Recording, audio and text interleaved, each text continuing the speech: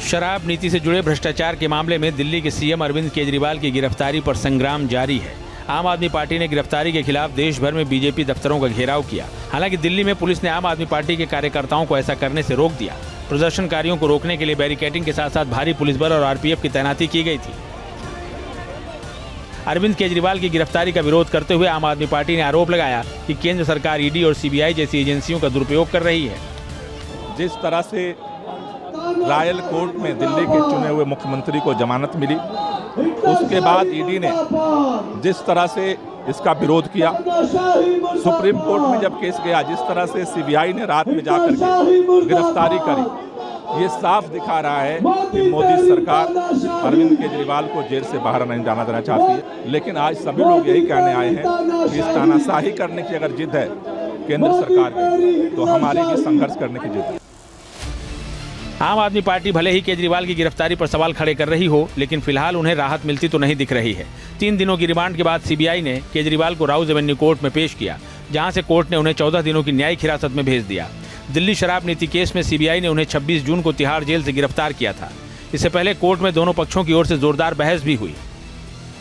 CBI के वकील ने कहा, हमें और रिमांड नहीं चाहिए, आरोपी को न्यायिक हिरासत में भेज दिया जाए।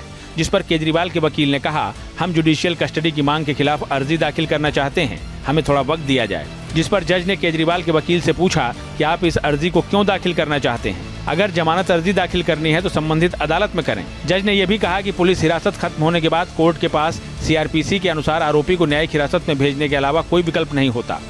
जज ने कहा कि ये देखना अदालत का दायित्व है कि मामले की जांच के दौरान जांच अधिकारी ने क्या कदम उठाए हैं, लेकिन ये अदालत और जांच अधिकारी के बीच का मामला है। जिस पर केजरीवाल के वकील ने मांग की कि कोर्ट को केस डायरी देखनी चाहिए। जज ने कहा, कोर्ट की ये जिम्मेदारी बनती है कि वो देखे कि जांच कैसे चल रही है, जांच के दौरान क्या सबूत मिले हैं, इन सब की जानकारी आरोपी को देना जरूरी नहीं है। जिस पर केजरीवाल के वकील ने कहा कि सुप्रीम कोर्ट में एक दूसरे आरोपी ने जमानत याचिका दायर की है। सीबीआई के वकील ने इस पर कहा कि एजेंसी 3 जुलाई तक जांच पूरी कर लेगी। जिस पर कोर्ट ने कहा कि सीबीआई ने एक निश्चित तारीख तक जांच पूरी करने के बारे में जो भी बयान दिया है, अगर वो उसका पालन न कर पाए तो इससे आपको जमानत मांगने का आधार मिल जाएगा। आप ये नहीं कह सकते कि न्यायिक हिरासत नहीं दी जा सकती। इसी के बाद कोर्ट ने केजरीवाल को 14 दिनों की न्यायिक हिरासत में भेज दिया। सीबीआई ने फर्दर पुलिस कस्टडी नहीं सीक करी, जुडिशियल रिमांड सीक किया था, जिसको हमने अपोज किया। हमने कहा कि सीबीआई के पास कोई ग्राउंड नहीं है कि उनको जो है फर्दर जुडिशियल रिमांड में भेजा जाए। कोर्ट ने सीबीआई और हमारे को सुनकर अरविंद केजरीवाल जी को आज से 14 दिन के जुडिशियल रिमांड में भेजा है। दिल्ली के मुख्यमंत्री को उनकी सरकार की शराब नीति में अनियमितताओं के सिलसिले में 21 मार्च को ईडी ने गिरफ्तार किया था। पिछले दिनों केजरीवाल को निचली अदालत ने जमानत दे दी थी, जिस पर दिल्ली हाईकोर्ट ने रोक लगा दी थी। इस मामले को लेकर सियासत भी गरमाई हुई है। कानून अपना काम कर रहा है। अगर आपने अपराध किया है तो उसके परिणाम भुगतने के लिए आपको तैयार रहना चाहिए। जांच एजेंसी ने साक्ष्य माननीय कोर्ट के सामने रखे हैं और माननीय कोर्ट का निर्णय है तो उसको स्वागत करना चाहिए। जांच एजेंसियों का दुरुपयोग करके एक के बाद एक मुकदमा अरविंद केजरीवाल पर बनाया है। सीबीआई को भेजकर नियम, कानून, संविधान सबको ताक पर रखकर अरविंद केजरीवाल को दोबारा गिरफ्तार कर लिया गया और उनको फर्जी मुकदमा लगा के पहले उनको पुलिस कस्टडी में रखा गया और आज उनको जुडिशियल कस्टडी में भेजा गया है। दरअसल केजरीवाल पर 2 मामले दर्ज हैं। पहला ईडी का, जिसमें उनके खिलाफ मनी लॉन्ड्रिंग का केस दर्ज किया गया है। ईडी ने केजरीवाल को 21 मार्च को गिरफ्तार किया था। दूसरा सीबीआई का है, जिसे शराब नीति में भ्रष्टाचार को लेकर दर्ज किया गया है। इस केस में 26 जून को सीबीआई ने केजरीवाल को दोबारा गिरफ्तार किया है। ये केस दिल्ली एलजीबीके सक्सेना की शिकायत पर दर्ज हुआ था। दोनों मामले अलग अलग दर्ज किए गए हैं, इसलिए इनमें गिरफ्तारी भी अलग अलग हुई है।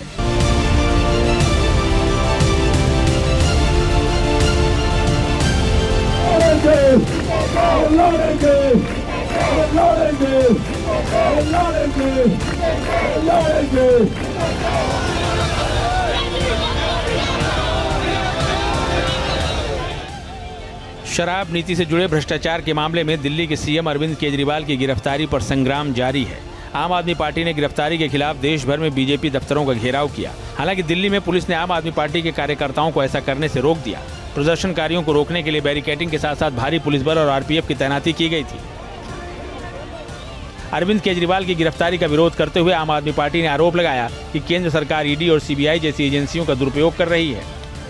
जिस तरह से रॉयल कोर्ट में दिल्ली के चुने हुए मुख्यमंत्री को जमानत मिली, उसके बाद ईडी ने जिस तरह से इसका विरोध किया, सुप्रीम कोर्ट में जब केस गया, जिस तरह से सीबीआई ने रात में जाकर के गिरफ्तारी करी, ये साफ दिखा रहा है कि मोदी सरकार अरविंद केजरीवाल को जेल से बाहर नहीं जाना देना चाहती है। लेकिन आज सभी लोग यही कहने आए हैं कि इस तानाशाही करने की अगर जिद है केंद्र सरकार की, तो हमारी भी संघर्ष करने की जिद है।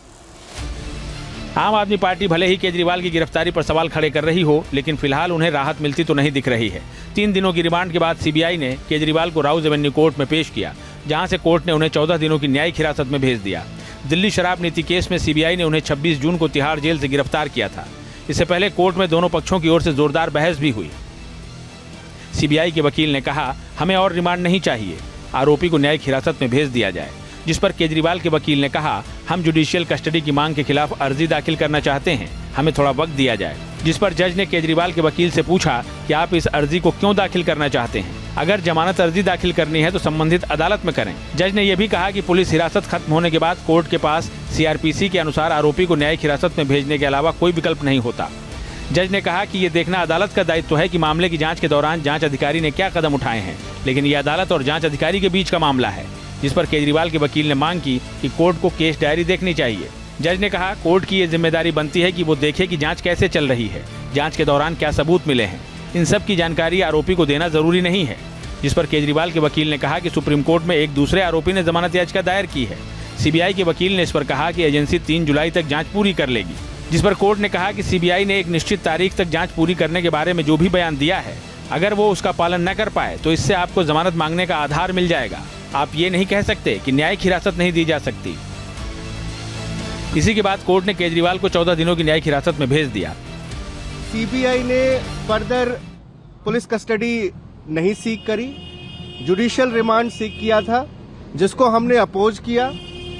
हमने कहा कि सीबीआई के पास कोई ग्राउंड नहीं है कि उनको जो है फर्दर जुडिशियल रिमांड में भेजा जाए। कोर्ट ने सीबीआई और हमारे को सुनकर अरविंद केजरीवाल जी को आज से 14 दिन के जुडिशियल रिमांड में भेजा है।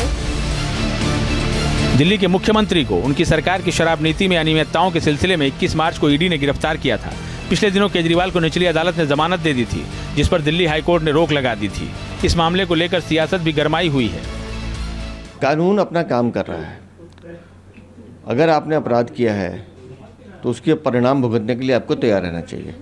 जांच एजेंसी ने साक्ष्य माननीय कोर्ट के सामने रखे हैं और माननीय कोर्ट का निर्णय है तो उसको स्वागत करना चाहिए। जांच एजेंसियों का दुरुपयोग करके एक के बाद एक मुकदमा अरविंद केजरीवाल पर बनाया है। सीबीआई को भेजकर नियम, कानून, संविधान सबको ताक पर रखकर अरविंद केजरीवाल को दोबारा गिरफ्तार कर लिया गया और उनको फर्जी मुकदमा लगा के पहले उनको पुलिस कस्टडी में रखा गया और आज उनको जुडिशियल कस्टडी में भेजा गया है।